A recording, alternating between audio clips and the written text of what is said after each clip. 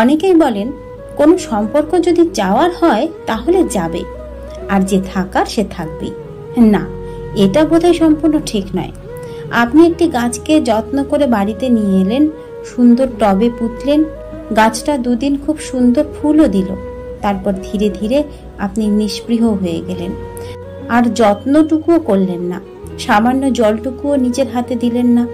চোখের সামনে দেখলেন গাছের পাতাটা হলদে হচ্ছে, ঝরে পড়ছে মাটি শুকিয়ে কাঠ, তবুও জল দিতে ইচ্ছে করলো না।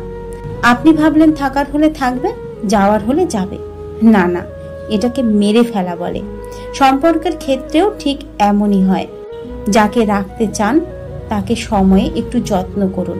একটা জন্মদিন, একটা বিবাহ বার্ষিকী, একটা ভ্যালেন্টাইন্স ডেতে ব্যস্ততা একটু কম দেখান কাছের মানুষটাকে, একটু সময় দিন, একটু যত্ন করুন সম্পর্কটাকে।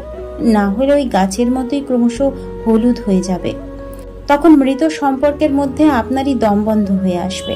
আপনার কথা মতো হয়তো সে থেকেই যাবে আপনার জীবনে, কিন্তু সেই আন্তরিকতাটা আর থাকবে না। প্রতিটা সম্পর্ক যত্ন চায়, নরম প্রশংসা চায়, একটু মনোযোগ চায়, একটু বেহিসেবি আদর চায়। এগুলোকে ন্যাকামি বলে ব্যঙ্গ করবেন না। সবাই যান্ত্রিক হতে পারে না। যাবে আর কোথায়, থেকেই যাবে। তাই ওই যে থাকবার সে থাকবেই ভেবে আত্মপ্রসাদ লাভ করবেন না। ওই থাকাটা অনেক সময় ইচ্ছার বিরুদ্ধেও হয়। তাতে না থাকে প্রাণ, না থাকে মন।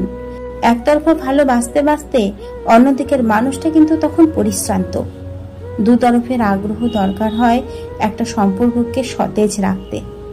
মনে রাখবেন, অপেক্ষারও ক্লান্তি আসে, একতরফারও ধৈর্যচ্যুতি হয়। এতদিনের দীর্ঘ প্রতীক্ষা যখন ক্লান্ত হয়ে যায়, তখন আমরা নাম দিই বিচ্ছেদ বা ব্রেকআপ।